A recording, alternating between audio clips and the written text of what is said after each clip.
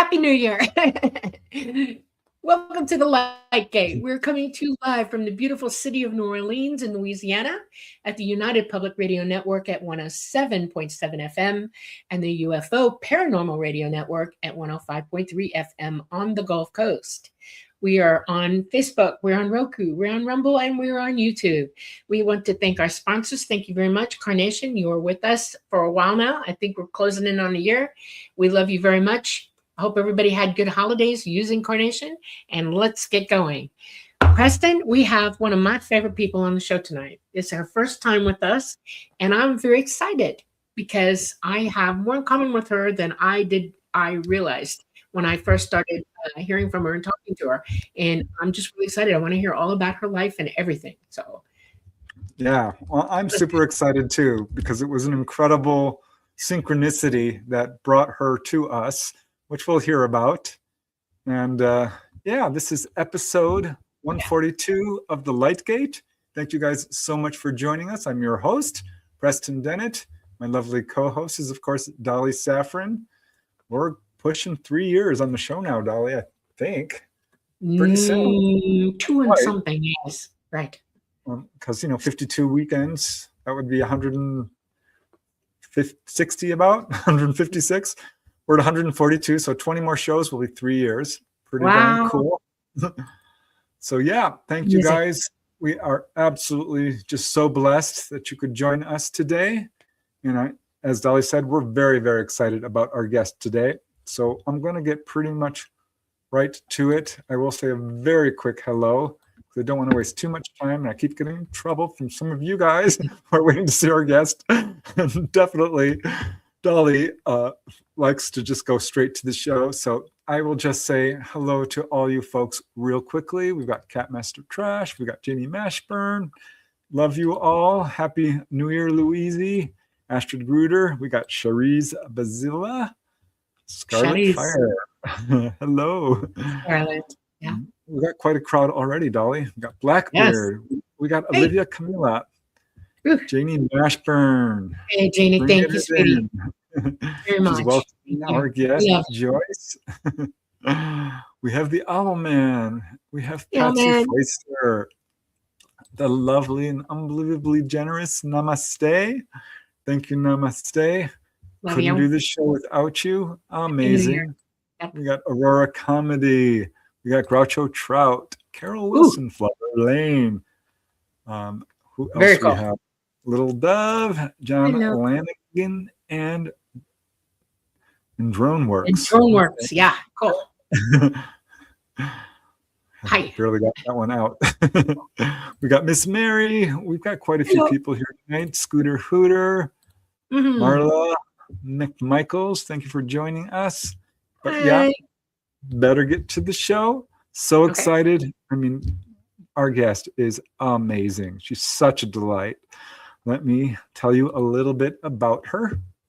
Her name is Joyce Aldrich, and she was born in Ottawa in 1955 to Irene and Lucien Aldrich. She was raised in a family with a strong theatrical background, living something of a gypsy life with her parents, attending 10 schools, living in 17 residences. Dolly, you can relate to that. Yes. You moved around a lot as a kid. In 2 provinces, Ontario and Quebec. She is from Canada. This was all by the age of 17. Her mother was an actress, singer, and producer. Her father was a commissioned salesman. And they came to Toronto to make her mother's fortune. And she landed, this is so cool, a 27-year gig, unheard of nowadays, as Rockin Irene at Ye Olde Brunswick House. We're going to have to talk about that, Joyce. That sounds so cool. In fact, she's got a brass plaque on the brick wall with her contribution, along with Etta James, Peter Appleyard, Gordon Lightfoot, Loretta Lynn. I mean, that is amazing company. Her mother never really wanted Joyce to sing, but genes are genes, as Joyce says, and being exposed to theater and music her entire life, it was part of her DNA. And there were some setbacks in her career, lots of starts and stops along the way. It made her quirky, which is okie dokie, as she says, because when you're an artist, that's the way it goes. So yeah, she's a singer. She paints, does the music thing. She does have her stuff on YouTube. and some of her songs are on iTunes as well. She's had an amazing lifetime of experiences, UFO experiences, ET experiences, paranormal encounters, and many other incredible adventures. She is the host of the Joyce Aldrich, you can correct me, Joyce, show on CHHA 1610 AM in Toronto on Sundays from 7 to 9, and frankly, on quite a few other platforms. Without further ado, she knows more about herself than I do, but I am learning. So let's bring on our lovely guest. Hi, Joyce. Hello, Joyce. Welcome. How you doing? We're good. So happy to have you here with us tonight. This is a good lead off for the year for us. This is fantastic. Oh, well, Happy New Year to you and all of your listeners and your viewers. I just want to make a little correction there. I'm not at CHHA anymore. It's got 16, 16, that was a Hispanic station. I was there for 11 years. Wow. But I've been doing the podcast for the last 2 years. So yeah, that's where I'm at right now with the Joyce Aldrich show. And yeah, you got it right. All right. Okay. Yeah. So, oh my gosh, so much to talk about. So, where do you want to start? Yeah. Well, I normally start with asking people about their childhood and stuff, but today I want to do something a little different. Oh, I would like for you to tell the story about how we came together, the incredible That's synchronicity. where I would like to start. Okay.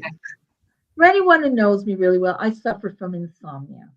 And this one night back in the fall, I had insomnia. And what I like to do is I can't just get back to sleep or I'm just, staring at the ceiling. So I listen to podcasts. And I turn my phone on, which is next to my bed all the time. It's not a good place to put it, but that's where my phone is. And in case I get a call, and I was scrolling through through my podcast, through the feed, and all of a sudden I saw this one about onboard experiences, and I went, "Oh, I've had onboard experiences." And in my mind, I said, maybe I'll find something here that is like my onboard experience. So I listened to the first one, very good story. I was captivated. I listened to the second story. Interesting. I like this guy's presentation. He seems to be very accurate. Third story came in, and then a fourth story, and he said this one is from Canada, and I go, oh, another Canadian. And it was my story, and you must have pulled it out of this book. So that's the one. Yeah, because the story's in here. So you pull, because you are the purveyor and the collector of anomalous UFO stories, and thank goodness you're documenting it, because books are not always in print. This one still is. You can get it in Indigo in Canada. I don't know about the States, but certainly Canada it's still in print. But oh my goodness gracious, I thought, and I was so captivated by all your illustrations and everything. I said, he captured it, and you told my story so accurately, and I thought, this is a real deal. So then I approached you, and I had you on my program, and then I had Dolly, and that's how we got together. So, and that's not too long ago, but it's like we've always been together, right? We landed in the same place. That's exactly right. It was meant to be. That field over there. Par excellence. It's amazing because I don't know that he's ever had this happen outright the way this time it has happened. I know that people have contacted him who have been in his books and said, "Hey, you've got me in your book," but not to the level that this one went as quickly. Yeah, he's had that book in his bookshelf for a long time. I've seen it 3 or 4 times. He goes back and forth to it. Okay. And when he's doing research and stuff like that every now and then, and I'm like, okay, he's up to something, and he does his weekly show as well, and that's how you ended up on the weekly show. But he does write-ups and things, and he puts you in books like that book that he, onboard encounters, and that's amazing. Well, the most incredible thing is I hadn't realized this is the first episode of Preston's, UFO stories that I've ever seen. So I thought it's a one-off, but it's not a one-off. Yeah. And then I looked at all how many have you got online? Like 3,000? No, 300. Yeah. For years. Other, hundreds. Yeah. News as And well. for Yeah. that one, and for that one to come up is bizarre. So I figure it's meant to be. And actually, while I was talking to you on my program, what I said is, I've heard a lot of people talking about UFOs and paranormal, and some of it doesn't ring true for me. And with you, it does. We have to be glued at the hip because you're telling the truth, absolutely the truth. Because I am an experiencer. I've kicked the tires, and you've driven them. Looked in under the seats and in the glove box. That's right. Right, that's right. I felt an instant connection to you, so that was really cool. Yeah, and the synchronicity of it just made me feel like this was so meant to be. Because I hadn't picked up that book in a long time, and I flipped through it, and that's the story that jumped out at me. And I have to tell you, it's a terrific book. He's an absolute. John Robert Colombo. He's called Mr. Canada. Actually, I entered him for the Order of Canada, and he did get it. And he's called Mr. Canada because he compiles all kinds of Canadian stories, whether it's ghost stories, UFO, all kinds of compilations. Yeah. Amazing. Yeah, he's still alive. He's good. He's amazing. Yeah, your story definitely caught my attention. I could tell instantly, like, oh, this is legit. And I did more research, and I found little bits and pieces here and there. I found your show. Like, this is a good case. This is someone who's obviously had real experiences. And it's just so interesting to me that synchronicity happened. You mentioned insomnia. So many contactees have that. That's another, just bringing that up, a little thing. It's not considered insomnia. I'm just so wide awake all the time that I really don't have the need to sleep that much. They don't need much sleep for whatever reason. Yeah, I know it's really weird. Like I have broken sleep. I try to get back to sleep, and I do sometimes for a couple of hours after. But yeah, it isn't easy. It isn't. So insomnia. Yeah. Well, yeah. I was afraid for a long time to walk past mirrors. Really? Why is that? Okay.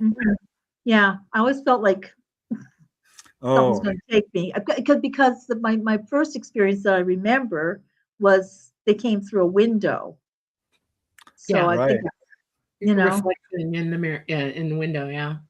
Well, I guess let's start with that. Going back to your early childhood, was the subject of UFOs. Did this ever come up before you had your experience, or was this completely like out of the blue for you? Well, I think what happens for a lot of people who've experienced this experience is that they have a dream that they remember. It's like a vivid dream. Children don't remember dreams. Like, well, do you know what I mean? If you're 6 years old, do you remember your dreams? But I remember this dream, and it followed me throughout my life. And one day, and so one day Betty Stewart Dagenet, she's in this book as well with Rendezvous. I'll tell you that story after. Oh my gosh. Anyway, she was doing a symposium in Toronto, in Bradford, Ontario, where I was living at the time, and I was working for the local newspaper, and I was going to interview her for her symposium, and we got talking. I said, "Well, I have had a dream," and we realized that it was an experience. So the experience was, because I did go through a hypnotic regression. Let's start with the dream. What did you dream? Well, that's what I'm going to tell you. The dream itself, the actual dream was, I'm lying in bed. We're living right in front of the Rockcliffe Air Base in Ottawa. Okay, so we're on Manor Park there. Eastern Drive is where we lived. And it's all row houses, like three, like triplexes. It's an Ottawa kind of style of building. We don't have them in Toronto. Anyway, we were in the lower level, and it was a 2-bedrooms. My parents had 1 bedroom. My brother and I shared another bedroom. So his bed was like this. There was a window, and my bed was like this. And I was 6 years old at the time, so he must have been about 2. And I remember seeing in my window, I thought they were spacemen. I thought they were, like they had like helmets on them, and it was like, and visors.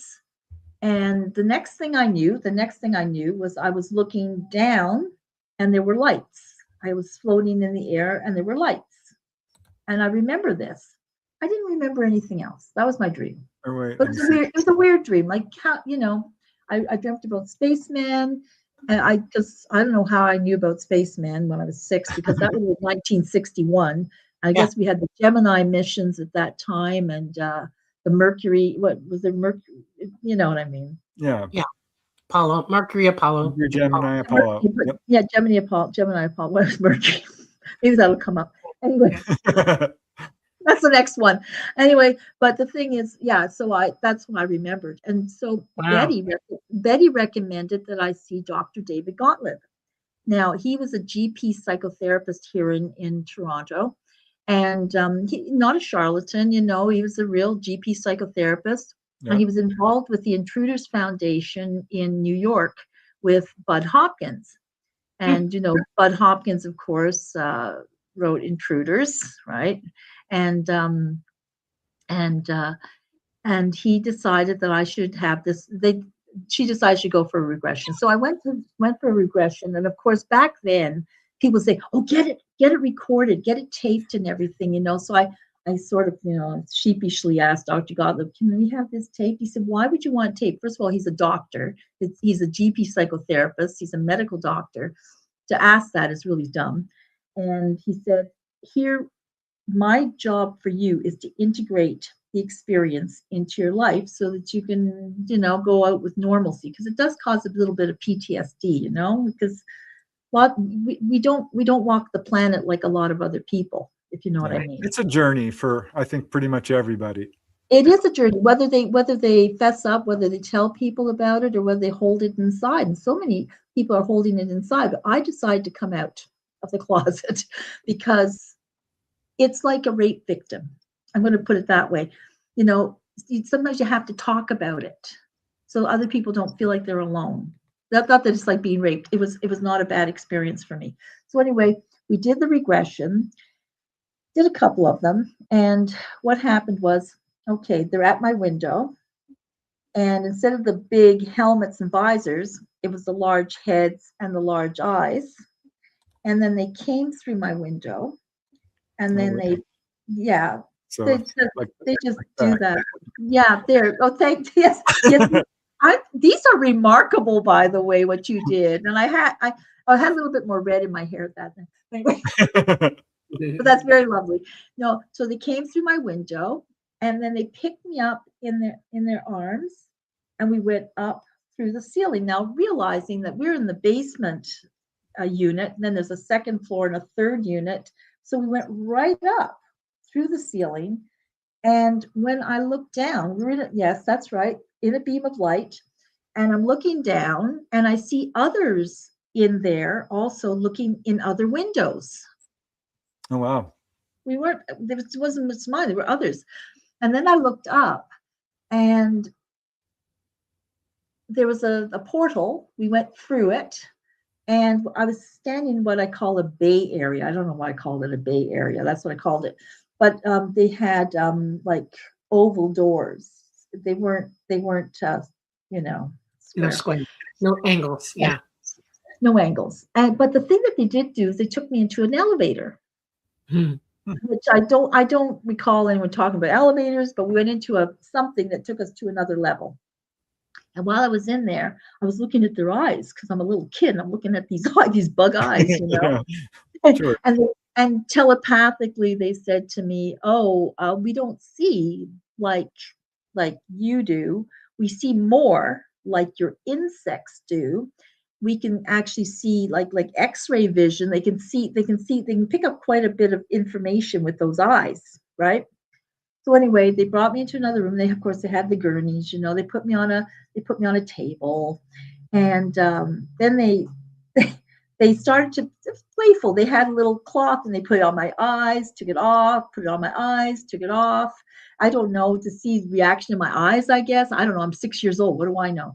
So, and then the next thing they did, they put these 2 tubes up to my eyes, and I would call them, because like a cathode tube. Yes, thank you.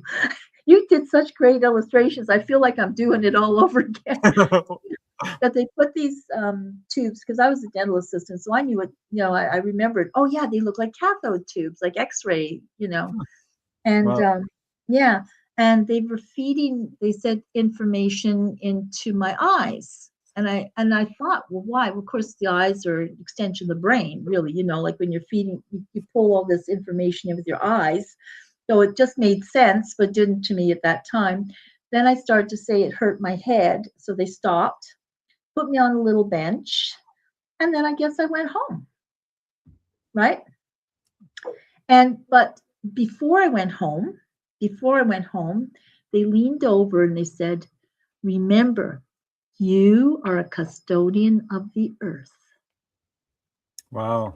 That's it, Because because we really, that very statement in my youth. Yeah, we're custodians of the earth.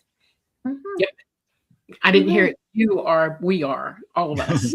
yeah, exactly. In other words, you humans. It's like the Right. Adam thing, isn't it? Really, when you think about the Bible, and that's exactly what God basically told him: name the animals, take care of the earth, all that kind of stuff, and it's kind of biblical.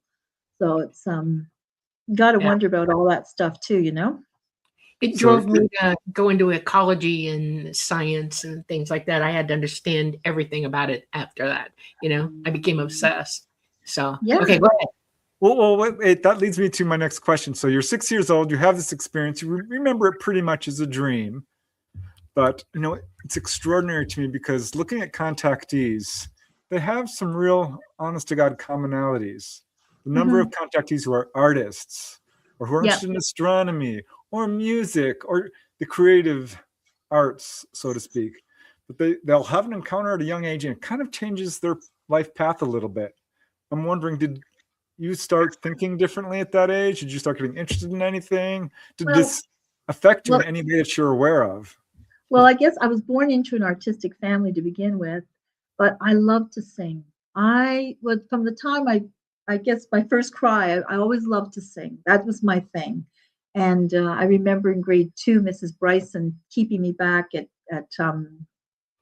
recess because she wanted to, we had these reel-to-reels back then, and she recorded me singing Me and My Teddy Bear. And I remember also when we go on these Greyhound bus trips with my grandparents, I'd be singing in the bus and everybody say, oh, she has such a sweet voice and everything. So I always loved to do that. Painting, well, I love to paint, but I still paint like I did when I was 6 years old. I do. Ask anyone who's seen my paintings, but I do paint. But we had the newsprint with the tempera. Everyone else was doing little trees. I was just smacking it on. But I love color. What can I tell you? I designed this thing behind here, but that's Beautiful. Cool. Yeah. That's the Bradford Triangle. Yeah. How were you in school at other things like? Okay, so I know you went to a lot of different schools, which makes that difficult in a learning situation. Did your parents back you up at home with homework and stuff like that? I mean, did they help you with that, or you were basically on your own with it? I was on my own for most of the stuff, because my mother was busy making a career for herself in the entertainment business. And unfortunately, when I was 2, we had a head-on car crash. We were it was terrible. And my dad was driving like this to make me feel like, woo, look at this, Joyce. I was 2 years old sitting in the front seat. My mother was sitting in the back, who just dropped off some lady. And we were in a Vauxhall, which is not a very big car. And so my dad saw another car coming at us, and this guy was drunk. And my dad saw the car coming, and he stopped, and he opened the door and he threw me out because there were no seatbelts at that time. So I got thrown on my right side, so I got the scar, the lump. I got different little injuries. And my mom, though, who was at that time, she was 22 years old, and she had a beautiful contract with Crawley Films, National Film Board, and a modeling contract. She looked like Ava Gardner. She was a beautiful woman. But after that accident, she got cuts on her face, and which healed, thank God. But she had to walk with a cane for a year. So she ended up losing those contracts. So it was very difficult at home because she was desperate to get her career off. So she did anything she could to, she was a producer, singer, so she did lots of stuff. Anyway, there. Yeah. Have I answered the question? Yeah, you did it eloquently, actually. That's amazing.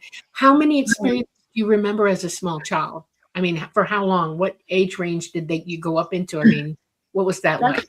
Well, that's a good question, because I did meet with Bud Hopkins, and that would be the Jerry Springer story. But I did meet with Bud Hopkins in Chicago, and we went to a museum of art at that time, and he was walking around, and he said that prior to that 6-year-old experience, he said, for sure you had other experiences.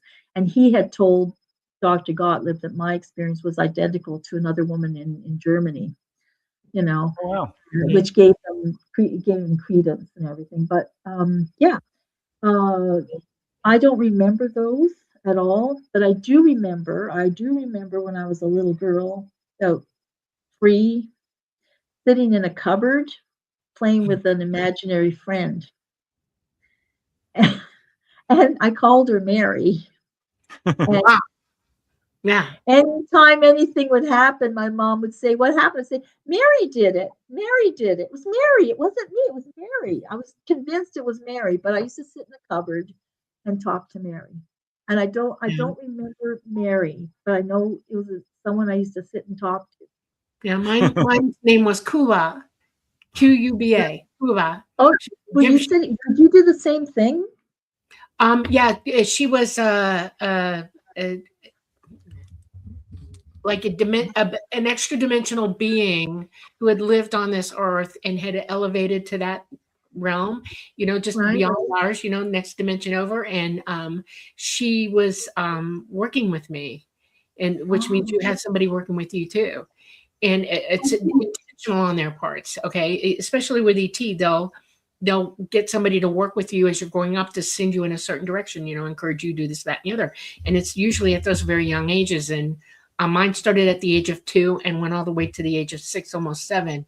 And her name is Cuba. And my mother, they all like, well, okay, whatever. And I was in my room one day and I had the door shut and I was playing Tea Party with Cuba and my stuffed animals and a doll. Yeah.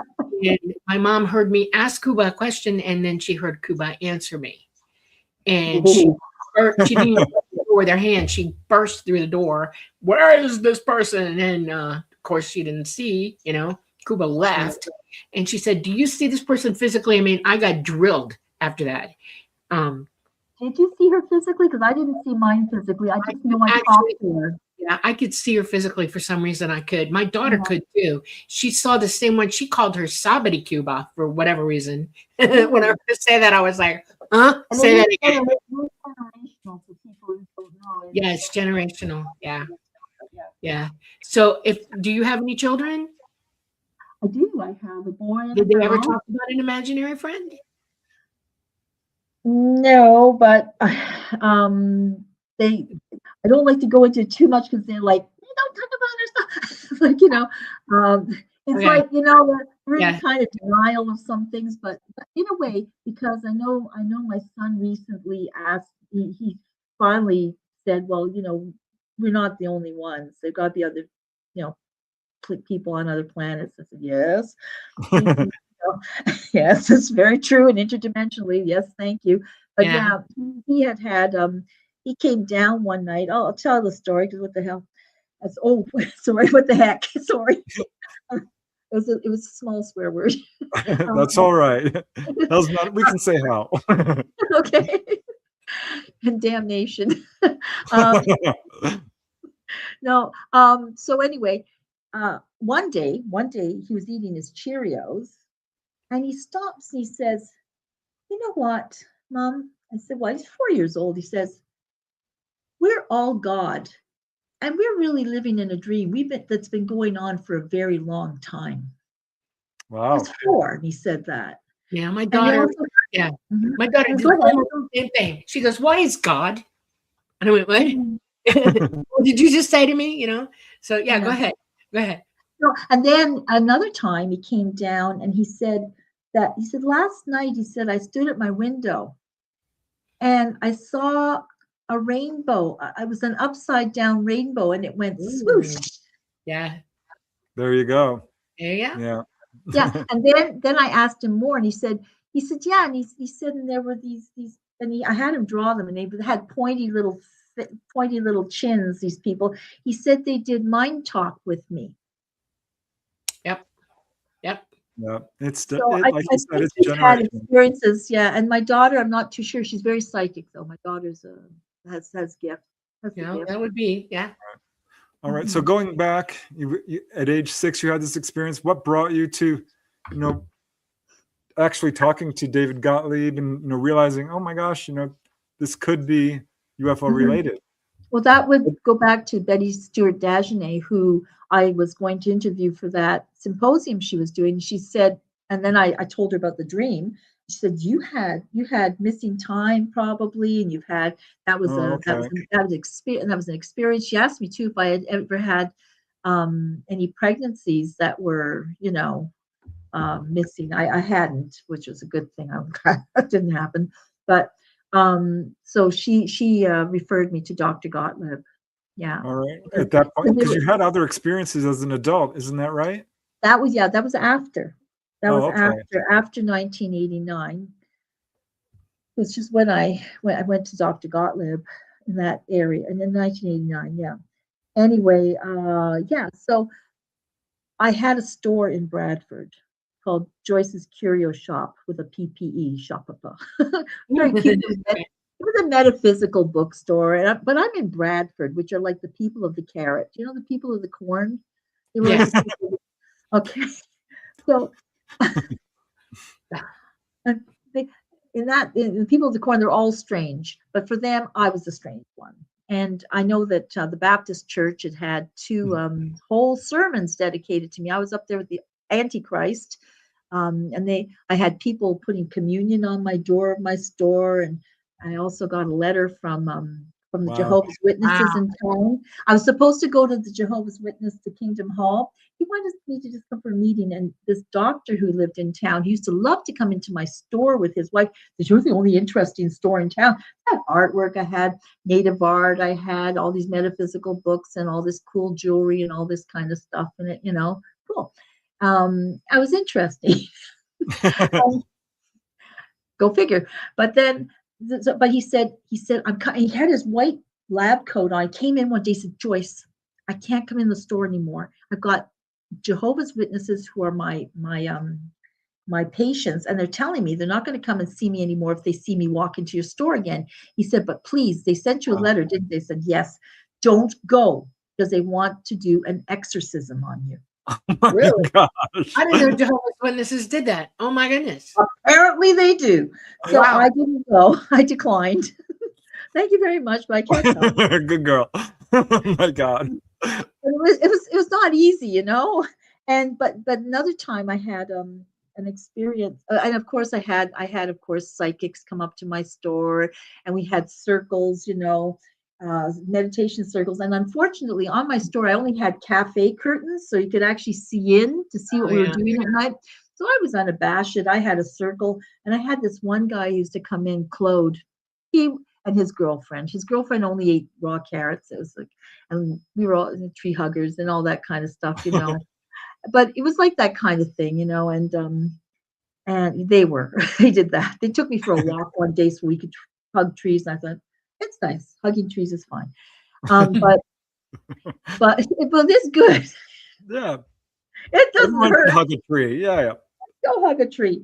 But the thing is that he would come to the sessions with a pyramid hat on him. Okay.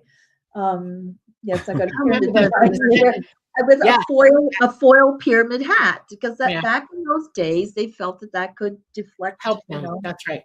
Right. Mm-hmm. So it was in those times, So I had that store from 1992 to 94. And during that time, I had a really strange experience. I was lying in bed. My husband at the time was in Niagara-on-the-Lake. He used to take, because he was a drama teacher, and he used to take the kids for the Shaw, for the Shaw Festival and all that kind of thing, And I didn't go. I was there home with the kids. And I'm lying in bed. Not a word of lie. I sort of feel like my head pushed into the pillow, and I can't move. You know what I mean? I couldn't move. I felt like someone was actually taking their hand and putting the pillow. And all of a sudden, I heard this electronic sound. I don't know, and I can remember it, and I really think I'm doing it right. It went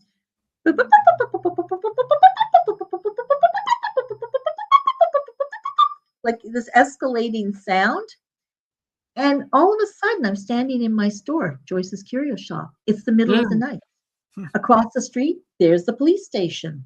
No cars on the road. It's like 3 or 4 in the morning, you know. Wow. They're witching out. So I'm standing there behind, I had a table in the middle of the store. It had all kinds of books on it and everything, you know, displayed. And the door opens and these 2 men walk in. Now, I swear they look like they could have been Mormons. Wow. They had like white shirts and black pants, which is very strange. They didn't have any name tags, so that was my key that they weren't Mormons, but they were very good looking, tall, you know, 6 something, and I looked cute. I said, and they looked at me and I said, "Why am I here?" was my question. And they said, "You are here to communicate with the people of the planet Earth." Now, this sounds nuts, I know. But I said, "But I am from the planet Earth." And then all of a sudden I hear, "No," in this big booming voice, "No." And all of a sudden I hear again. And they dropped me about 3 feet or 2 feet. Let me not exaggerate. Maybe it was a foot. But they dropped me from this, and I bounced on my bed, on my stomach. I called Betty right away because it's 5:30 in the morning. Okay, I called her, "Betty, I think I have an experience." I told her what happened. You know, it was that was another experience. So, can you explain some of that to me, Dolly? Well, I do have a question real quick. Oh. So when you see these 2 guys, did they look alike at all, or were they look different from each other? They looked a lot alike. They looked like they could have been twins, but not twins. You know, they had really nice dark hair and handsome features. How tall? Not that tall. You know, they weren't the super tall people. They were like 6'1", 6'2". Like they were like, you know, tall. I'm tall, so at that time I was like almost 5'10". You were contacted by the military industrial complex, MILAB. That was a MILAB. And I'm curious as to why they put it to you that way, the way they did. They like to encourage people sometimes, which I find phantasmagorical at times, because they're looking for people to know that, you know? Yeah, they're looking for people who are psychic that they can use in certain ways, okay? Yeah, and you're looking for people who are not completely 100% aware yet, all right? You're on your way to it, but you're not 100% there yet, okay? And they will contact you at that point to see how much they can work with you or use you to their purposes, okay? I have a feeling that it didn't go well for them with you because something about you did not jive, because it would have been multiple times after that you would have been contacted by them, and you weren't. There was one other time when I was 43. Okay. Yeah, they were trying again to see where you were. It might have been them. When I think about it, I had a dream. I had a dream. Dream about them, baby. No, it was a weird dream. I'm outside of an aircraft hangar. Yeah. I see a Harrier jet on top of another vehicle, because you know those jump jets. They you know, they can, but it was on top of a vehicle, like looked like an emergency vehicle, but it wasn't. It was some kind of vehicle, but it was on top of this. And I know I need to get into this aircraft hangar, so I'm looking at this thing, and there are stairs up the side, you know, like to a door on the top, which would be the second level. I went out, like banged the door, this metal door. I couldn't get to anything. Then I went around to the front, and the front of it was open. It was open. Why didn't I go to the front? Stupid. So anyway, so I go to the front, and I see, you know, about 3 or 4 guys dressed in suits. I know this sounds like the Men in Black, but I can't help it say they were dressed in suits, and they had attaché cases and they briefcases. And I went up to them. I said, "I tried to get in here and I couldn't get in." They said, "Well, you're here now." And there were all kinds of cartons piled up against one of the walls and everything. And they said, okay, we need you to go back there to speak to them. And them would have been the ETs, I guess, and I turned to them and I they're said, looking for ways. but what I said to them, which may have been put them off, I said, you don't look like the other ones. And they said, yes, but we're walking on the planet. So it's either was that those guys that you talked about, or it could have been they are what they said, we're walking on the planet. Right. There are three agendas with the military and industrial complex with female psychics. Okay, one of them is that if they can control you, they can get you to communicate to ET for them. Okay, and they're looking to use you in certain ways for their. Oh my gosh, that's why I had to go back and talk to them. Okay, that just put it together. Oh, Dolly, I love you, and I'm upset. And it's okay. I've been contacted that way too. I've had them overtly following me for quite some time. Okay, they've overtly done things to like try to get me to walk into their camp. And no, one time I had it in 2019. It was really bad. Okay, Yeah. and this group of guys was just constantly surveilling me all the time. Okay, and because they're openly aggressive with me about it, and I baked a whole tray of cookies. I got little juice boxes, and I went out there and I kicked on the window, and he's staring at me like this, like, and he rolled the window down, and I said, "Look, I made these, and I ate one, okay?" And I said, "Pick a cookie for me to eat," and he picked another one. And I ate that cookie too, and I said, "No poison. I'm not trying to hurt you." And I said, "These are juice boxes, unopened, still in the wrapper, got the stored stuff on them. Please, it's hot. Enjoy yourselves, okay?" And then I said, "And then I want you to go home, go back to where you belong, cut it out, stop bothering me, because I'm warning you, it's not going to go good for you anymore." Okay, well, that didn't deter them at all. It got worse, okay, where they actually tried to make a nab on me, and that got thwarted, okay?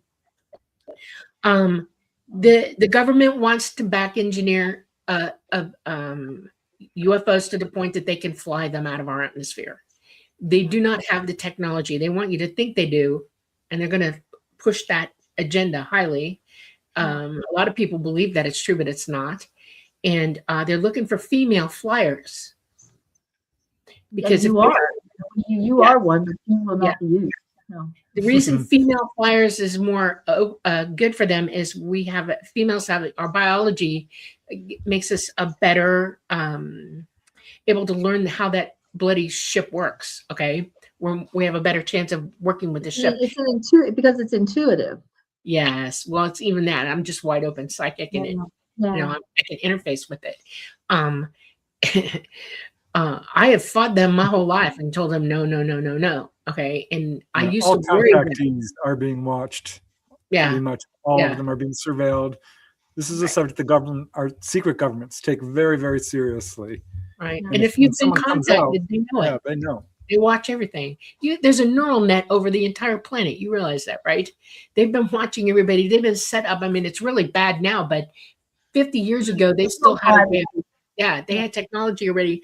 It just hadn't come into the fore for everybody. And hey, and it's amazing how that works. And they're just looking for people they can use, because ET will not work with them. ET doesn't want anything to do with them. And you understand that they're coming after us for that reason, because they're looking for people that ET makes contact with regularly, and they'll nail you for it. And I've seen people being taken by them, unfortunately, quite a few people.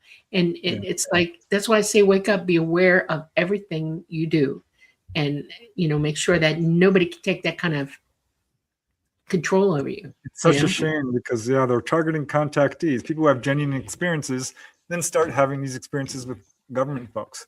But I know you had another encounter that you talked about, which was, I forgot the date here, June 29, 1989. Do you remember this one with the mantids in your room? Oh yeah, they were tall, skinny beings. They were like the real tall ones, right? Is that what you're talking about? Yeah.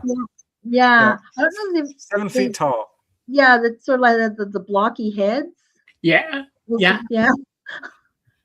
I turned around. I woke up and I saw these shadows. I thought I was just seeing things, but it really wasn't. They were this really, really, really super tall. I didn't even know how they could stand. They were so skinny and tall. Yep. With, I don't know if they didn't have square heads, but they seemed top heavy. They were. You know? Yeah. They are. Yeah. It's crazy, isn't it? What did they do? Skinny and top heavy, like a blockhead. Yeah. I can't explain it. What did they do? Nothing. It was staring at me, and I just got freaked out. And they left. That's the one where you went under hypnosis and you were taken into a sort of boomerang-shaped craft, a light ship. Oh yeah. Oh, I'm just trying. Yeah. That. Just trying to think of boomerang-shaped craft. Yes, I'm gonna have to go look at my story because it's true. Yeah. No. Yeah, because there's They were telling you it was a light ship. Yeah, it was a light ship. That's right, and it's photon power. It's a light ship, and yeah, they told me that they use photon power. Like right. It's light. Light. All photons are light. You know, Yeah. they have three components, and every proton has three little nodes in it that can make electricity. They actually emit light. All photons emit light, and Yes. if you harness the power of a photon through like electricity, you know, they create an electrical wave that becomes a graviton wave, and it's light technology. It's all light technology. That's how they operate. You know, so they were trying to explain it to you. That's cool. Yeah, They're telling you the truth. Yeah. because they said they're not our space program the way it is. It's like it's baby. It's Right, not. Stone Age. Yep. It's very Stone And Age. then pebbles flying around. Yeah. Yeah, it's Stone Age, and that they travel on light. Yep. And Yeah. Well, I found your story, and you talk about how they told you that humans are largely stuck in the third dimension. Yeah, and that it was, and that we don't really die. You know, we don't die. We don't die. We just go from Montreal to Toronto. You know, That's exactly it. It's a transition. We don't die. We're very much alive.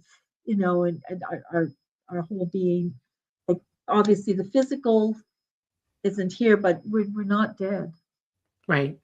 Exactly. Consciousness itself, your light itself. You are. Yes, exactly it. Yeah, become light. That's why people, you know, they talk about light beings and you're a light worker and all that kind of stuff. Well, that's nothing special, by the way.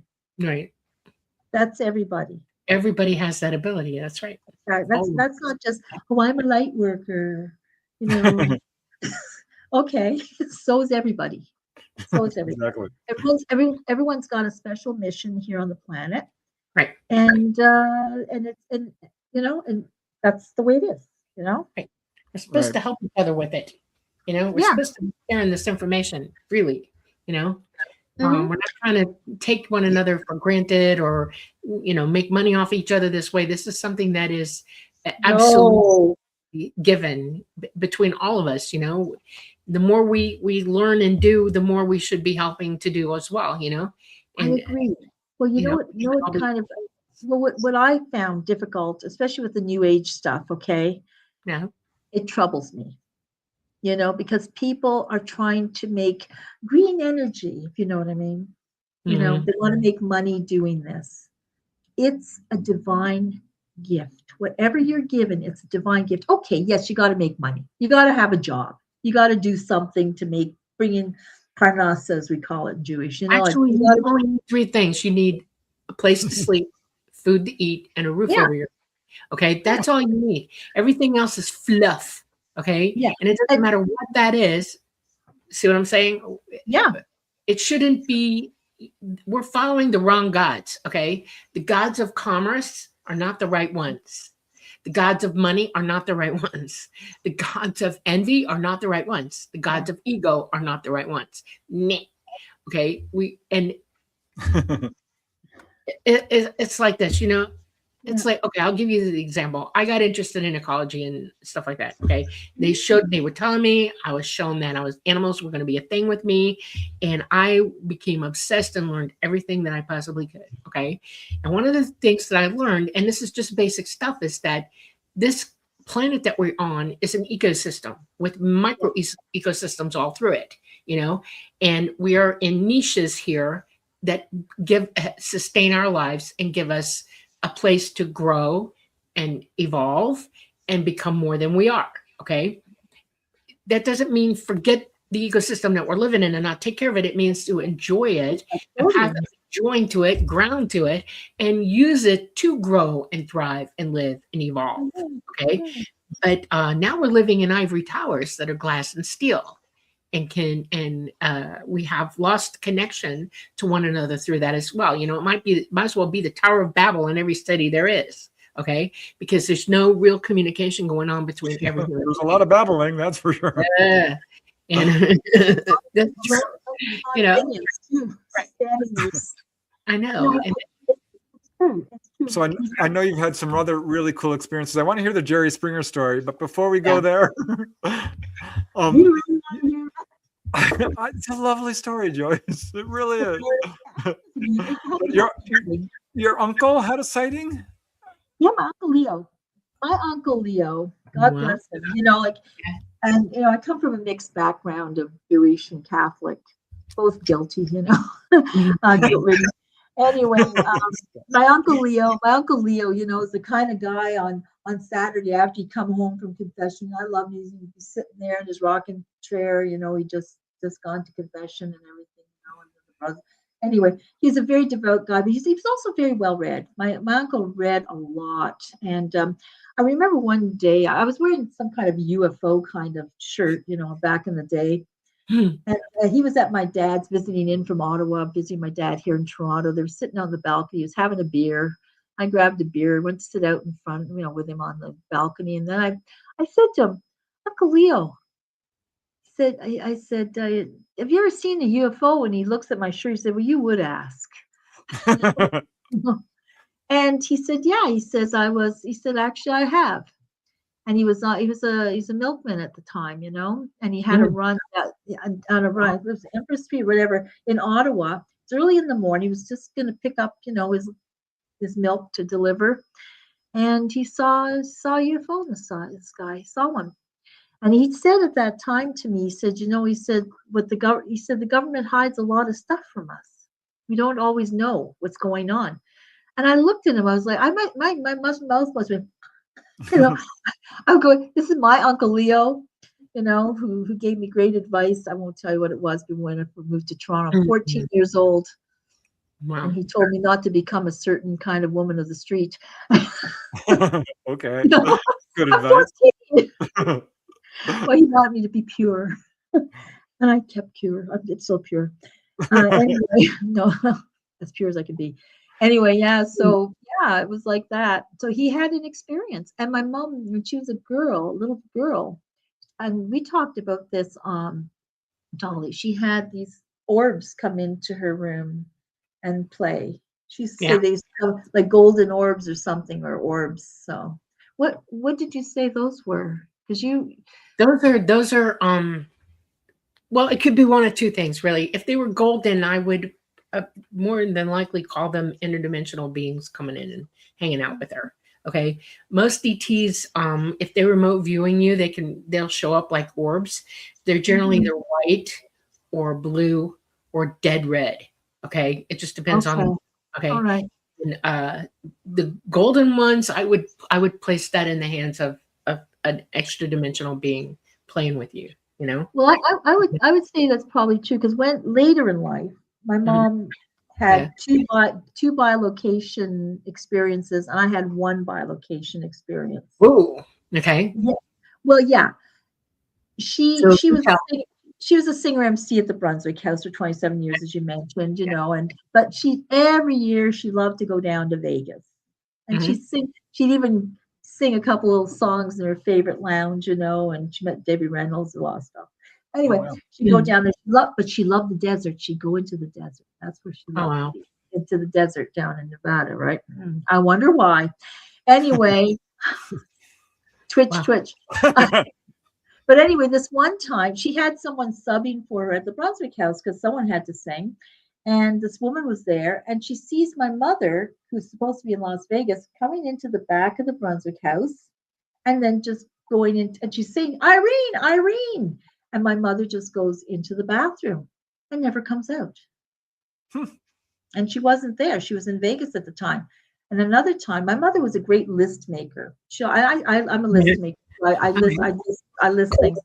Anyway, she was sitting there making a list, and then she ended up going to the little. She was living there on down at Bloor and Ossington area, and she went to the little local convenience store to get her cigarettes and her lottery tickets, And she walked in, and the guy said, Irene, you were just here to buy your cigarettes and lottery tickets. She says, no, I wasn't. I was home. She was making her list to do it. Wow. Yeah. These are called doppelgangers.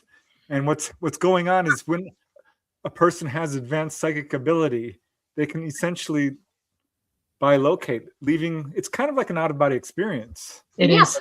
Yeah. Well, mine was weird. Because I never, you don't feel it.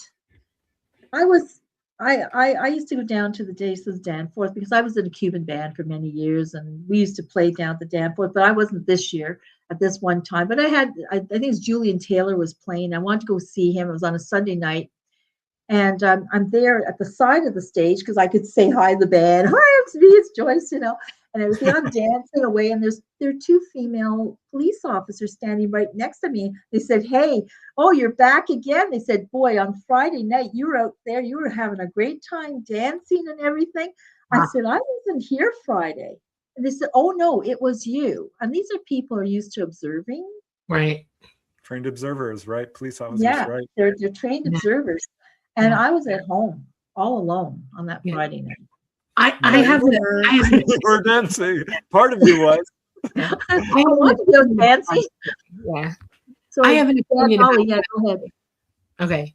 I have an opinion about bilocating. All right.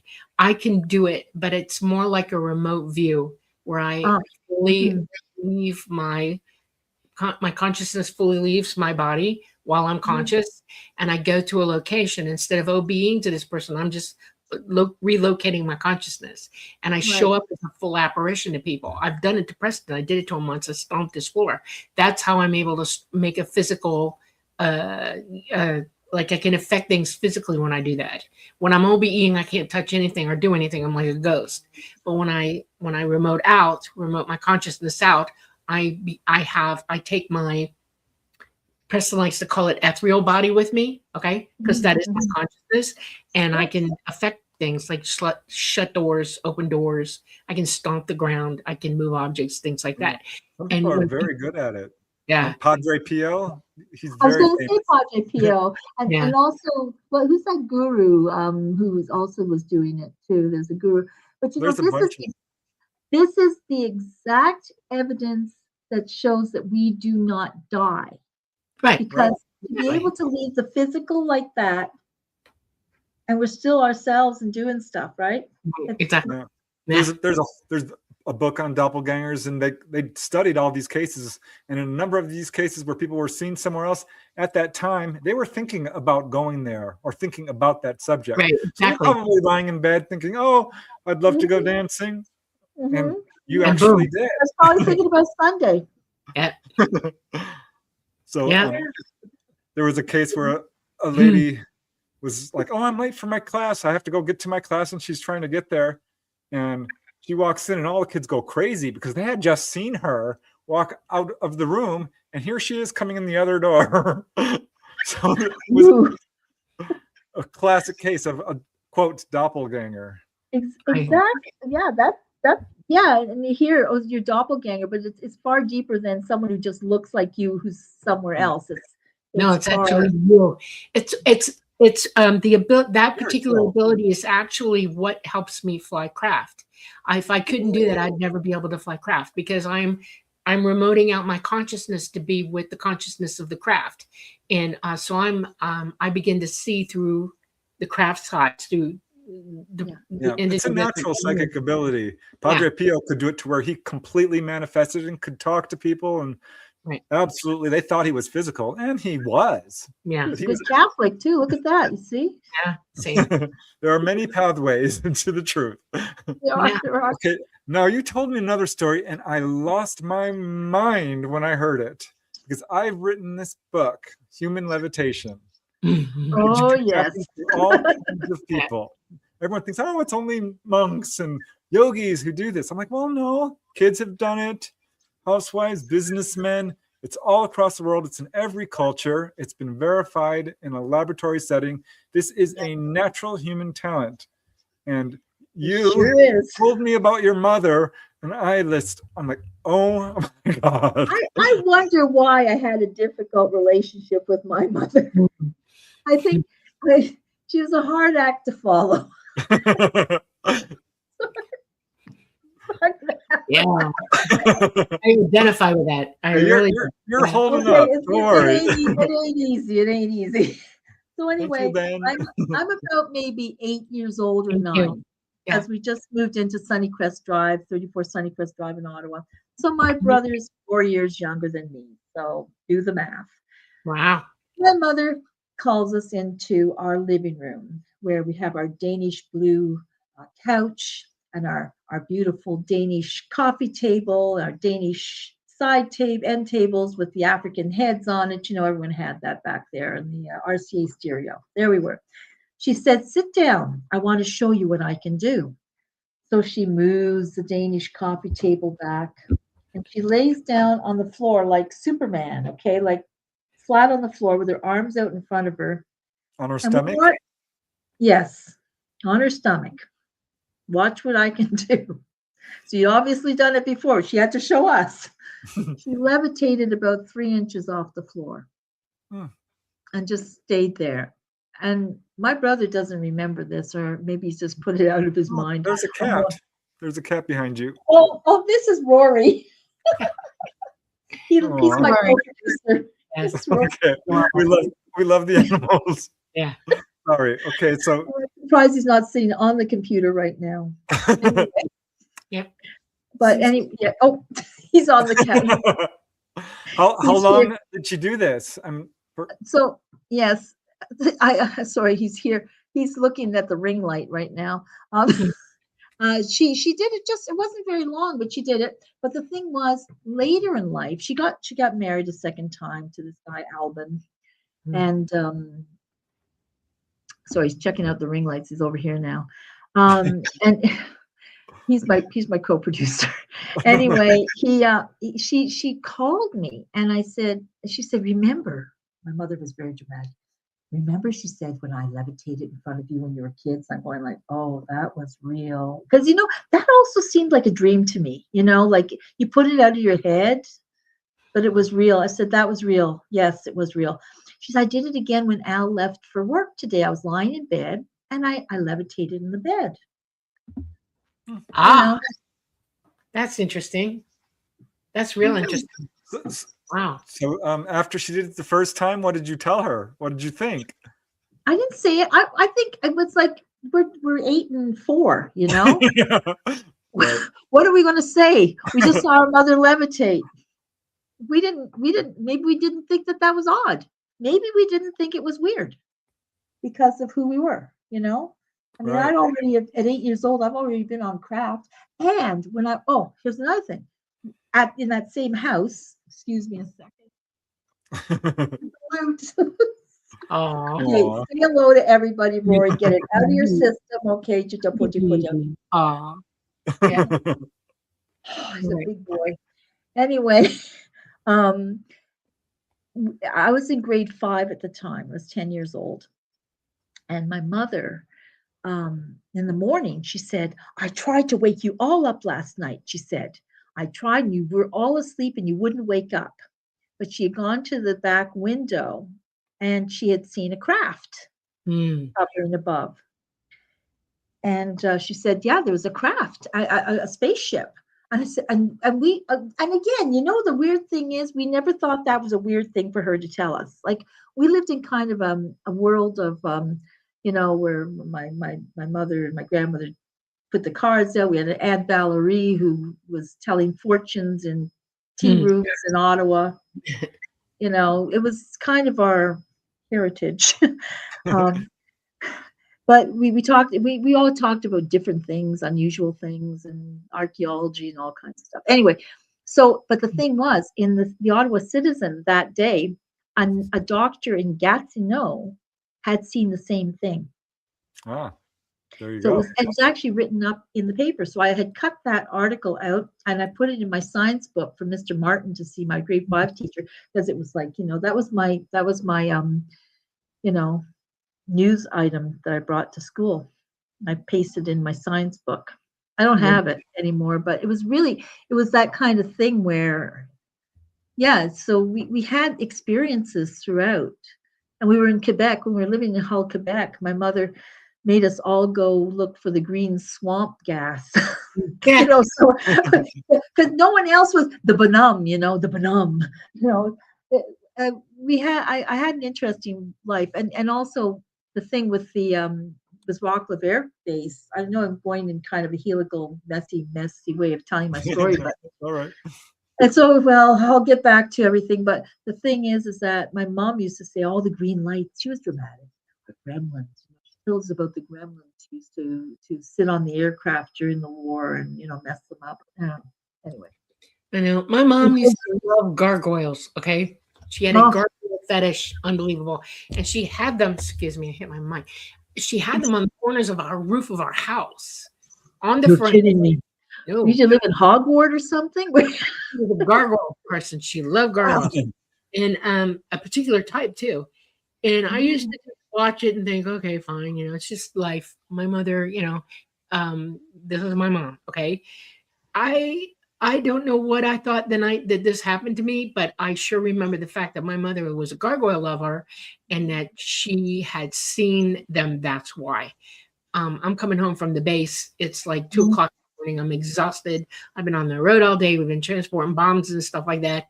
And it's pouring rain. Okay. And I live on Pine Mountain, Georgia, up on the top of a mountain in a log cabin in the middle of nowhere. And I go by this property that's on the right. RJ Reynolds owned it. The tinfoil people. And he's got this huge tree and he's got this beautiful copper roof on his house. So when that light is on next to the tree with shining off the copper roof, it kind of lights everything up. And as I'm approaching it, I got my wipers on and I'm looking, I got the blower on to keep my windshield from fogging. And I see this big black thing sitting in the top of that tree. I'm like, what the heck is that? And I slowed down. Now I'm in a Dodge 150 truck, okay, with a Hemi, okay? It's good thing you're not walking down the street. Driving slow. And just as I approached the tree to come under the tree, it jumped out of the tree and hit my windshield and went down the window, slid off the hood, and went down in front of the truck. Well, I ran it over. Okay. I don't play. I'm trained to take care of myself. Okay. And I took off and I went home, got out of my day stuff, got my jammies on, and sat wildlife beware. Waiting for this thing to come for me because I know I didn't squish it. The truck was high off the ground.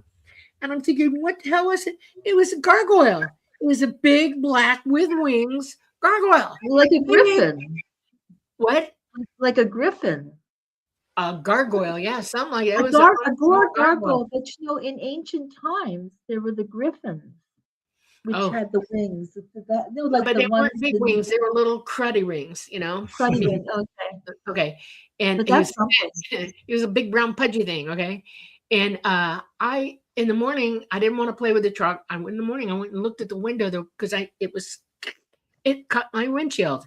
It cut scratches into the windshield. Gosh. And I called my mom 2 days later because I had to get over myself, and I said, Mom, have you seen a gargoyle for real in your lifetime? And she said, what? And I said, seriously, have you seen a gargoyle in your lifetime? Is that why you love them so much? And dead silence on the other end of the phone, dead silence. And she said, why are you asking me this? And I said, because I bloody saw one in the middle of the damn night last night. That's why. And she got even quieter. And then I hear her laughing. And she said, well, I'm not the only one now, am I?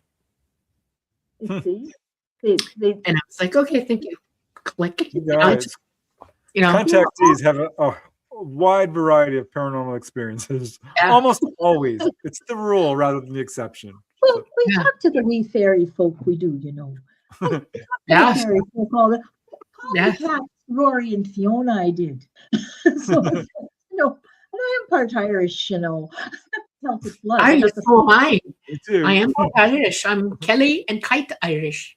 So this we have in common too, because we also have that other side from another area. You know, we have.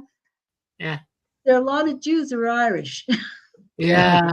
Faith in Bigara. Faith in Bigara. That's right. Yeah. So let's talk a little bit about some psychic experiences, because I know you've had some. Your mom's had some. Well, am I right? Well, yeah, my mother more than me. You know, my mother is very psychic. My mother, I'll tell you about my mother. She anytime she was near somebody who was going to die, she smelled roses. Yeah. Yeah. So you didn't ever want her to smell roses around you. Yeah, that kind of thing. It was just, it's kind of a general thing, you know, like it's almost like it's part of our lives. And my mother, I hated it when she used to say this, you know, she'd say, well, you know, we go back to Romania and there were gypsies who came from Romania. She was always, I have to do this. I'm sorry to mock you, Mom, but you know, you're obviously coming through me here. So, no, she said they came to Ireland. They came to Ireland, and then we came to Canada, of course. You know, the McCormicks. So it's Wow. my grandfather's. I'm actually related to Vlad the Impaler. No kidding. He's a relative of mine. Yep. So you also go back to Romania? Yeah, and they did go to Ireland. Yeah. I know. Are we related, Dolly? Do you think we should have our DNA done together? I already had mine. I don't know. Did you do yours? I had my DNA done. I haven't seen you come up in my my ancestry yet. But you see, I'm telling you, I use a different name. My name is different in my ancestry file to protect me. So you may have seen me. We'll talk after the show about that. Well, no wonder you're seeing gargoyles. So your mom also had a premonition about 9/11? My mother came to me. This was about, it wasn't that much far. It was like several months before 9/11. My mother said to me, I had the strangest dream. And I said, what? She said, well, I saw these buildings and I saw these birds going into the buildings and the buildings coming down. It was a very simple dream, but when 9/11 happened, we knew what that was. You know, it was the planes going into. Yeah. And she also. I wish I should have. I don't know why I don't have this in front of me. She had some predictions about economic collapse in the world. She saw a world economic collapse. Well, you sent us some notes, so. There they are. I said, oh, you happen to have them. Good for you. Yeah, which is cool because, you know, this is documentation. Yeah, I did send them to you because I found these after she died, you know, in her papers, in her paperwork. Yeah. Yeah, I have the same thing. I actually see things that are going to happen. I can't hear it, but I can see it in full living color. Okay, and it overtakes me when it happens, and I get on full scale, in it that I see it and I know what it is, and I keep it to myself. I don't tell anybody what they are. I've only told one or two other people in my life, and it was like cousins. You know, I haven't even told Preston. It's not pretty. It's so upsetting, and I have the issue of trying to stay hopeful while I'm doing all this stuff, you know, to be positive about it as I can. But there are days where I know what's coming. I've seen it. I know, and it's annoying as heck because I don't feel like there's nothing we could. Okay, let me use my English better than that. I don't feel like there is anything that we have the ability to stop at this point. I think that we've reached anarchy. You know, we're antithesis already. And all we can do is help ourselves. And that's where I try to bring all the hope about what we're facing in the world with each other. It's like we have to work on ourselves. We have to work on ourselves, period. Heal ourselves. Everybody who needs to wake up just needs to wake up because we're our own best friends this way. If the world's going crazy, it doesn't matter what the world is doing. We must help ourselves, okay, and each other. This is one of the ET messages for sure. Yeah. I kind of had this discussion with someone today. Because it's very upsetting what's going on, and well, you know, some people with the Venezuela thing, whatever, you know, it's like we have to ride this storm, and we have to do. There's not much we're going to be able to do about it. We can vote, we can do different things, but we're going to be riding a very rough storm this 2026. It's in the astrological charts. Everything's been coming out. But I was also going to mention, I want to mention towards the end of 2026, the astrologers are saying it's going to ease up. It's almost like we have to go through this and get rid of some bad actors. It sounds terrible. And then when we come out of this, it's like we've had enough. Enough is enough, you know? Now, the other thing the astrologers are saying, and this Joni Patry, she's very interesting. She does Vedic astrology. She's been right. She predicted death of Kirk. She also predicted on December 13th the arrest of Maduro. It's there. It's there. You see it. And she said that we're going to have disclosure, like for UAPs or wherever they're. I like UFOs. I like UFOs. Whatever extraterrestrial stuff. Yeah. This year. And of course, Doll, you've mentioned that they're not really here now. They won't be here because of our magnetosphere. Everything they can't. It troubles the crafts to come in here because they're going to crash if they come in here. But do you know who is here? We are here. Right? Yeah. We're here. And they're going to have to turn to us to help them with disclosure, to bring the true disclosure forward. Because I know right now with what's the Congress, just if you can, you're far more articulate than I am regarding what's happening in Congress. It's good. It's good that it's happening. I think it's good because at least it's being talked about. Yeah, and at least my ex-husband says to my daughter, well, your mother was right about one thing, aliens. Yeah. Yeah. Yeah, my mom always knew. Yeah. But there's going to be disclosure this year, apparently. Steps towards it. I don't think our governments are ever going to be fully truthful or transparent. No, they're going to throw a false flag on us. They already started. It's already beginning. It's in the works. But yeah, you can't hide the truth forever. It's impossible. Well, that's what I'm saying. Because the more that we come forward and talk about it, like we're doing right now, and you're pro. I'll tell you, I have my Joyce Aldrich show. I've got my UFO and paranormal edition and my arts and entertainment edition. Great, yeah. Mine is an hors d'oeuvre compared to your show. No, I'm. It's easy for me to say. I have no problem. Yeah, thank you. It's a lovely picture. Take it off. Anyway, no. Thank you. You're so very good producer. Anyway, no. The thing is that what was I saying? It wasn't a lie. My grandma said you can't remember it, it's a lie. No, but the thing we're here. We're here, and I do believe it's what we're doing. It's the truth is getting out there. There's more people wanting to know this. Even my son who's been closed because I think he just denial. And just this last month, he started talking to me about it a little bit. It's a little crack in the doors opening for people, and they're not necessarily. I want to come out one way or another. It's important that we understand that we're not alone, but it's even more important to understand that we have the right to use our abilities the way we need to. Okay, this is the more important truth that we all have to learn. We have to stop thinking about what ET can do for us. We have to learn to do this stuff for ourselves. That's ET's positive message to us: is we're equipped. We just need to do it, and that's what awakening is. That's what getting into consciousness is. That's what making the right choices for yourself entails.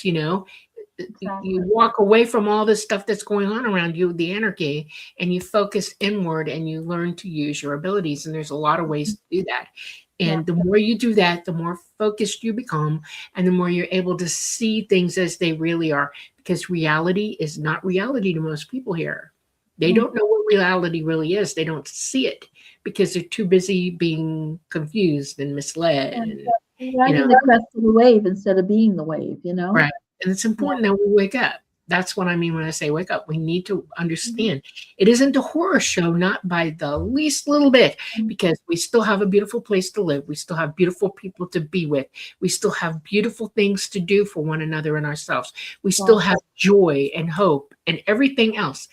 Our lives are finite here, and when you wake up, you realize that it's very finite. You're not going to live forever, and there's no machine that's going to take over and live for you at all. It doesn't matter how short or long your time here is. Just knowing that you have a time, you should jump into it and enjoy it every day, every second, and do for yourself what you need to be doing, and make the right choices in that regard. And I hope people. It's one part of our soul journey. That's the thing. We are souls having a physical, like this particular physical journey. We may end up in another planet, in another body. Or we may end up in, for sure. Spirit, for sure. I mean, you have lifetime after lifetime after lifetime to live in this universe, in this third dimension. It's the schoolroom across the entire universe. There are billions and billions and trillions of planets that are like us or more advanced or whatever. You can go anywhere and do anything to choose to do that, and everybody chose to be here right now. Don't doubt that for a minute. And that's a big heads up. That's where, when I say make the right choices, understand that that's what that is. That's the reality of your situation. You're learning something right now, and you're either going to learn it and move on and evolve, or you're not. And that's a choice you're still going to make for yourself. Good luck with that. I was going to say, I'm going to segue into this Jerry Springer story from. Oh, yay! I'll tell you how I'm going to segue, because when people see the light that you're exuding, they'll either back off or they'll pounce on you. One of the two things. They either make your life miserable, or they just go, "Oh, I can't." Or something repels or attracts. Anyway, so Dr. David Gottlieb, who I was seeing, the GP psychotherapist, who ended up being the head of psychiatry at St. Joseph's Hospital, so he was not, like I said, a charlatan.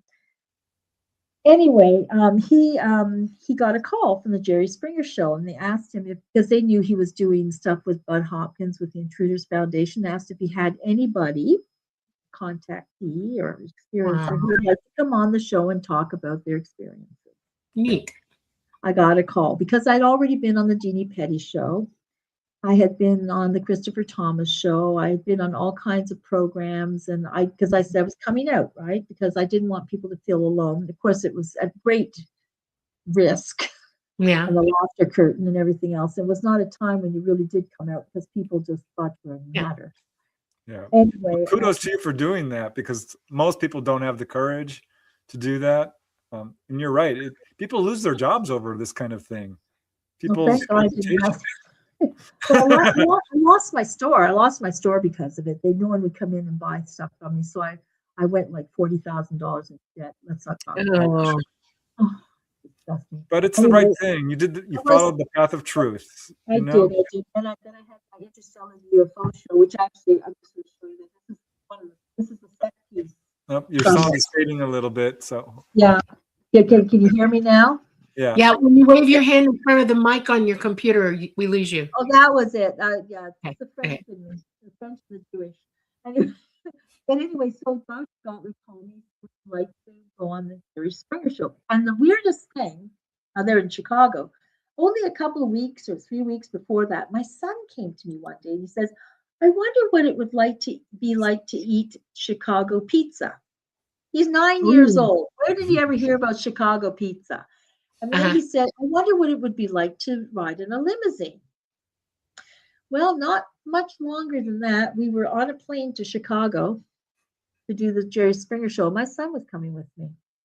My daughter's taking him. Yeah. And what so year? That was what year? Well, he was 9 years old. So let me do the math. He was born in 1984. So yeah. that would be 1990. Right. Okay, it's after I was in Chicago. I lived in Chicago for a little while. Okay, go ahead. Look, I'm a math midget. Somebody's watching tonight and he's not a math midget. Okay, Paul, sorry about this. Anyway, you say, what a dumb Dora. Anyway. No. Anyway, under pressure, I can't add. Anyway, things just don't add up for me. So anyway, the point is that we were picked up in Jerry Springer's limo. And of course, that night we were given each $100 each to spend, on, we were at Eduardo's Pizza eating Chicago pizza. Mm-hmm. And of course, Jerry Springer show had flown in Bud Hopkins, and they were going to fly in a psychologist from Austin, Texas. They were trying to get my husband at that time to go against me. So they kept asking me questions. The producer kept calling and saying, "Well, do you believe what your wife is saying and everything? What about this?" They tried to grill him so that he'd come, he'd be, that kind of conflict on air. He said, "Who am I to say that she didn't have these experiences?" Mm-hmm. Yeah. And they couldn't break him down, which thank God. And they couldn't break me down. They couldn't break my friend Leah down, who was with us. And my son, of course, was there too. And I didn't want him on the show, obviously, but he had an experience. I had stupidly mentioned his experience. Anyway, he wasn't going to be on the show, though. But anyway, they called me, and they called my husband. Sorry, they didn't call me. They could get the story straight. They called my husband, and they said, "We're not going to do the show." They canceled the audience. They canceled the show. They sent everybody back home, Bud Hopkins back home, and the psychologist. This is a great expense to cancel a show. This is big money, big money. And the day before, I was on the windy beach of Chicago. I think it was in May. It was awful weather, and of course they were taking pictures of us, like film. So I'm there, and then I disappear. They were going to make it look like I disappeared into a ship or something. Abducted. Yeah, really B-roll. Campy crap, campy stuff. And anyway, but so my husband came to me. Said, "What?" He said, "Was it worth it to meet Bud Hopkins and talk to him and go to the museum with him?" And I said, "It was absolutely worth it." He said, "Well," he said, "they canceled the show. They sent everybody home. They're sending us home." I went, and it was a hand of God. It was absolutely, and but that's the kind of thing where when you tell the truth, and they said, you believe this? You really believe this happened?" They believed us. They couldn't have us on the show because they believed us. The media is owned, right? Jerry Springer was owned as well. And they have a narrative that they're pushing. And if you're outside of that box, it's not going to fly, There's plenty of people that won't talk to me in this arena that we're in, There are plenty of people that are avoiding Preston probably because of me. That breaks my heart and hurts me terribly for him that I might be causing that to happen. And then I think about it for a little while and I realize, what, he's telling the truth as he understands it to be. And he's done enough research to know when he knows the truth. Okay. He's lived the truth. I've lived the truth. You've lived the truth. And everybody else can just take a hike at this point. That's how I feel about it. You're going to be a moron if you're not going to listen and open your mind up and at least do your own homework into whether it's true or not, and then not worry about who's paying you or, I could get graphic here and I'm not. I want to so bad. Just cut it out. Get over yourself already. The truth is the truth. And it's more, in my mind, the truth is more enticing and entertaining than all the do that they put out there, the do. Yeah. Well, I like what Scarlet Fire wrote in chat. "The truth is like a lion. You don't have to defend it. Let it loose. It will defend itself." St. Augustine. So thank you, Scarlet Fire. That's a good quote. Thank you. I wanted to touch on Betty. Betty. How do you pronounce her last name? Betty Stewart. She passed away in 1992. Cancer. She's in this book. Betty Dejanay? Yeah, Betty Stewart Dagenet. Yeah, but she went by Betty Stewart because she didn't want to use the family name because she had an only son who worked actually think down at NASA. Anyway, but the thing is that she's in this book, and the only reason she's in this book is because John Robert Colombo and I convinced her to at least give us a partial piece of her book to put in here. She was writing a book. Oh, So it's in here. It's under Rendezvous. It's right after mine. It's in here. It's called Rendezvous. Anyway, that was the name of her book. So she was dying of cancer in the hospital, and John Robert Colombo and I went in to talk to her. Of course, I was always there for her all the time, coming there to visit her. She's like a mother to me. And she said to John and I, "Could you please finish my book?" She had all the notes and everything was handwritten pages, like big manuscript. And we said, we can put it together for you. Sure. What do you want us to do? She said, "I would like you two to finish the book." We said, "Yeah, we can do that." But her family, her son and whatever, they didn't want anything done with this book. So she passed away. She died.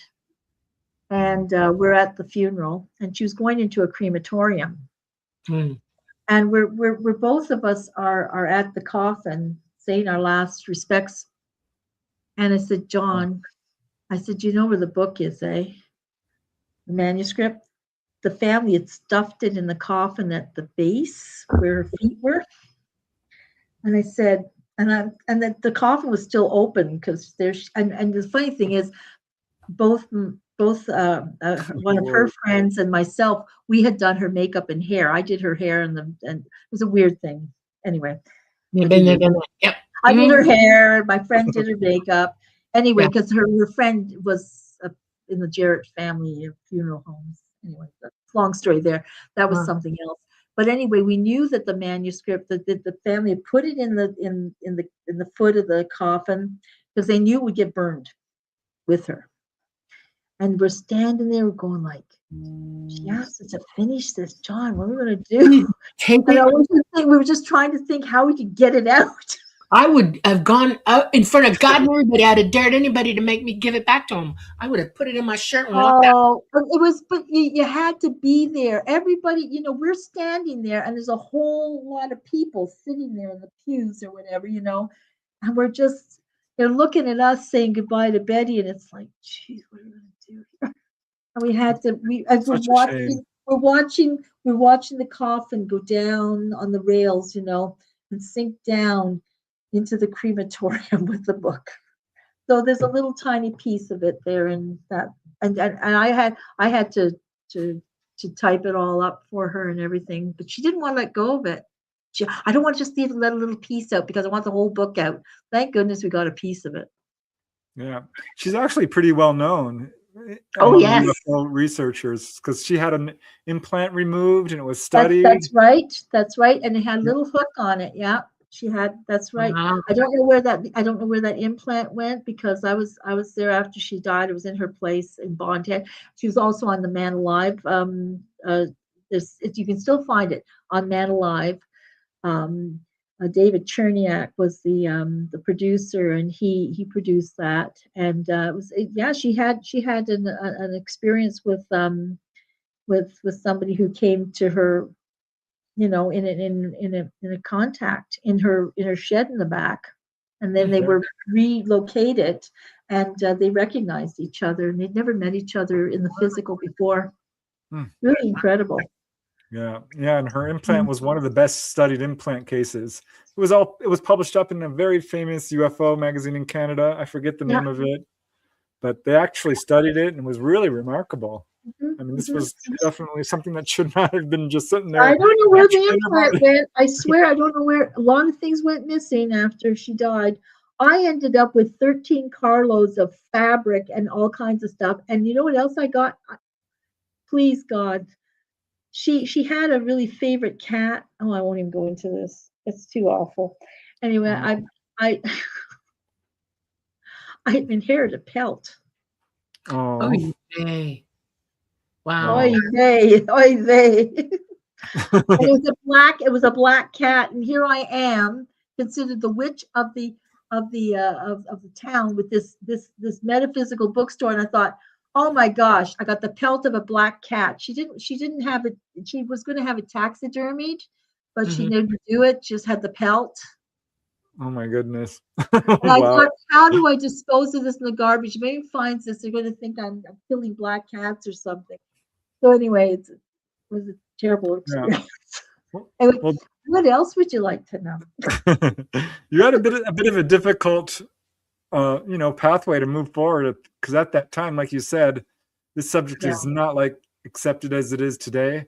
Even now, people still get, gaslit, ridiculed, and so forth. I was told the other day it's definitely a conversation stopper when you start talking about it. I know. It is. I run into people all the time that have heard things with regards to what my story is negatively to them, okay, who are either ufologists or producers, whatever, okay.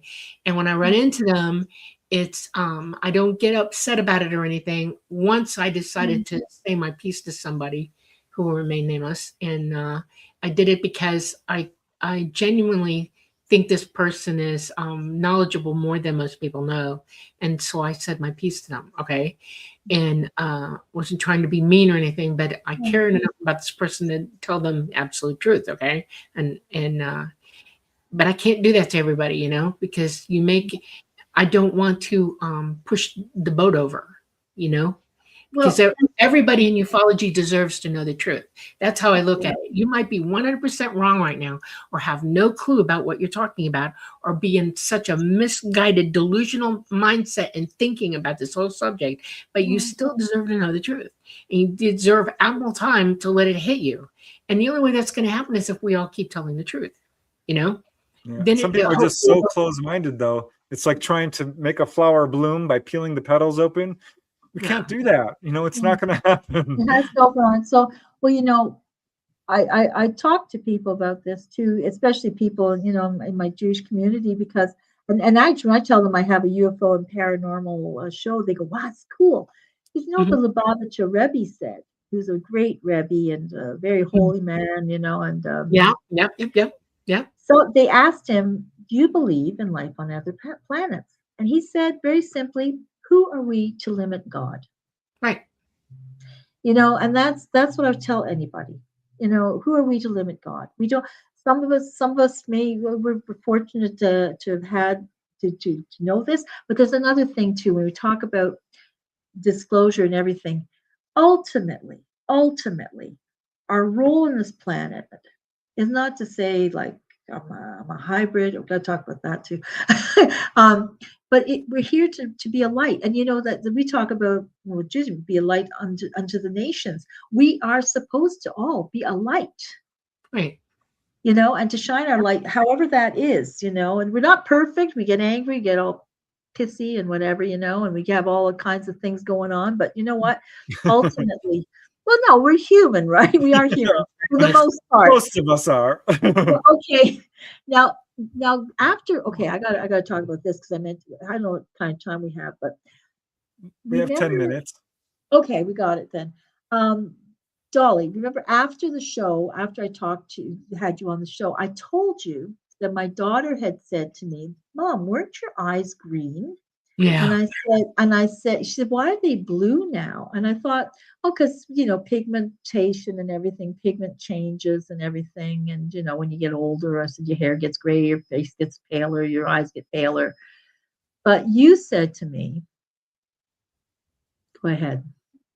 Oh, because you asked, because you said it's a hybrid thing. It's an actual hybrid thing. We there are 3 ethnicities of ET that have this ethnicity that we have in us. Okay, and it's like I was born with gray white eyes. Okay, there was an actress that used to have those color eyes. I had them. I frightened people. I was Children of the Corn, by the way. Okay, until I hit puberty. White blonde hair, short. Yeah, she was a tomboy. Glad you still have your tongue. They're just pressed. I know. Puberty started and my hair started turning red. Okay, and my mother was like, and the eye color started, and I got bluer and bluer and bluer, and now I have blue-green eyes. Okay, I have blue with green overlay in my eyes, and it never stopped. And I asked the ETs, you know, what's up with that? Why am I doing that? Because I have no reasonable explanation for this, because genetically it's not, it should not be happening to me. Okay. Right. Nobody should have this happen. And Mama, my liaison, okay, said point blank, you have my eyes. I went, what? And she said, you know, you're related to me. You have my eyes. And she said, mine have done exactly the same thing. It's a genetic trait from us. And I went, oh, okay, well, that makes sense. It's the hybrid trait. Okay. And a lot of us on this planet who are hybrid have that trait. And we either have white hair, red hair, really auburn hair, and blue eyes, green eyes, or blue-green eyes. And I had auburn hair as a child, but yeah. I don't anymore. I didn't anymore. Now I you see had a little bit of red in my hair, but that was when I was in my middle 40s, I started going white like my dad. My dad was redheaded as well. And then it all turned this. That's all I got left. And it's weird. Look at me. Oh, you're beautiful too, Preston. Oh, adorable. You are. I love you guys. I love you guys. We love you too. But I miss my hair. I do. I used to have really beautiful hair. You can always get, one of those implants or something. There's an implant you can get. I don't think we would do that. Painful. It looks they say you can't grow hair on steel. That's my other problem. I don't have hair anywhere. I'm not haired like everybody else is here either. I have a very I'm a hairless wonder. I'm a hair.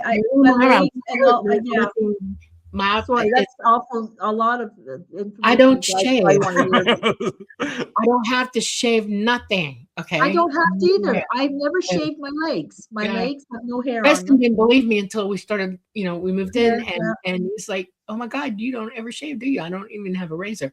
And it's like, I don't either. Yeah, and I don't either. Oh my gosh. So my eyes are not. You said if I had aging eyes, the green would just go paler, but they turn color. See, they're blue. Yeah. Blue. Yeah. They weren't kaleidoscope eyes. My daughter has kaleidoscope eyes, like that. Yep. I mean, it's the way it is. And my daughter and my granddaughter have green eyes. Yeah. Are you photophobic? You know what that means? I'm afraid of having my picture taken. No. Oh, light sensitive. Oh, that photophobic. I go blind and highlight. When I get if the light hits me the wrong way, I get auras. Yeah, you got it. That's photophobic. It causes all kinds of problems. Night driving for me, it's like great. I can see at night really, really, really well, but to have a car coming at me sends me straight to where, because I immediately go, oh my God, it hits my eyes and I go nuts. That's why when I'm with ET and I'm flying, I wear the black lenses over my eyes to protect me. Which is what they do. Yep, exactly. Yep. All right. Let me see. My gosh. Are we coming to the end here? Yeah. Listen, I don't know if anyone asked any questions down there in the chat. I haven't put my glasses on to see. Or if they just gone silent, they're going like, oh no. We didn't get a whole lot of questions. Here's one from Leah Omega. What are the races your guests has come in contact with most frequently? So what type of ETs would you? Well, I guess it was the praying mantis type, the mantis, mostly. Yeah. That's what I remember the most. And they're the kindest, gentlest creatures. Let me tell you, and they're very delicate and beautiful. The way they're not fully third dimensional beings. They're extra dimensional. They're fourth dimensional. I'm not kidding. And they don't live in the same gravity that we do, and they're older than everything.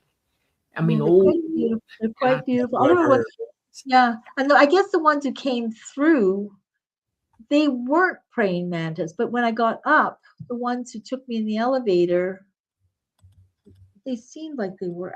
Maybe they were. It's so hard to. I have a burning question. Were you klutzy as a kid? Oh my God, klutzy now.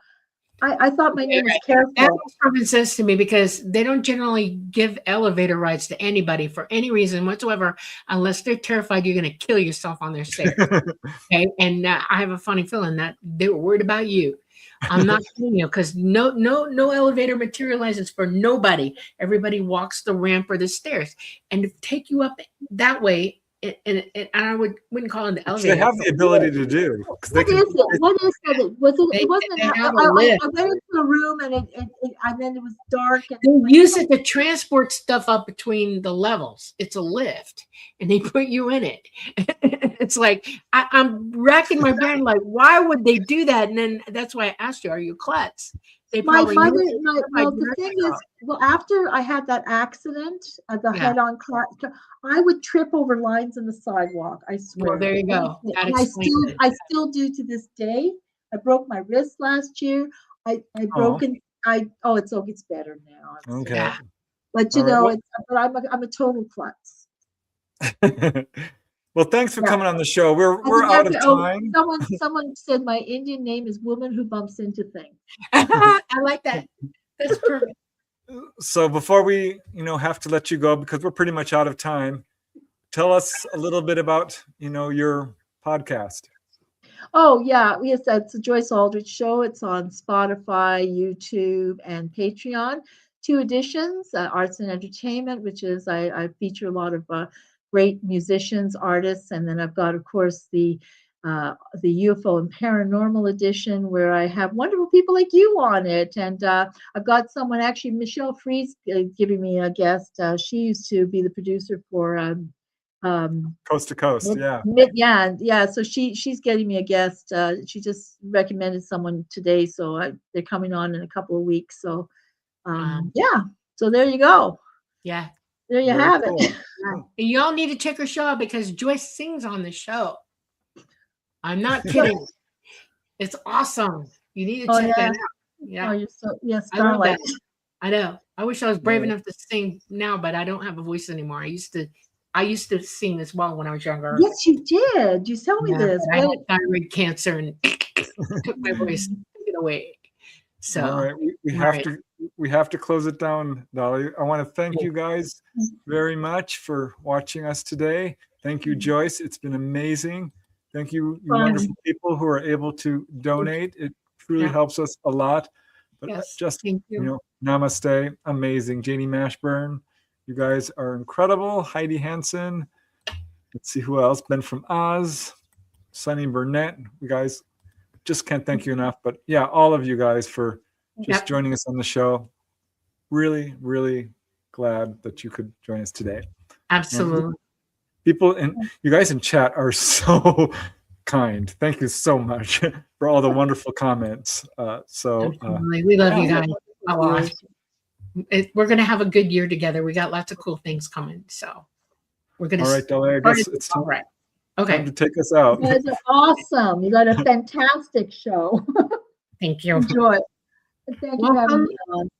Thank you all for joining us on the Lightgate this Monday night. We're coming to you live from the beautiful city of New Orleans in Louisiana at the United Public Radio Network at 107.7 FM and the UFO Paranormal Radio Network at 105.3 FM, who are on the Gulf Coast.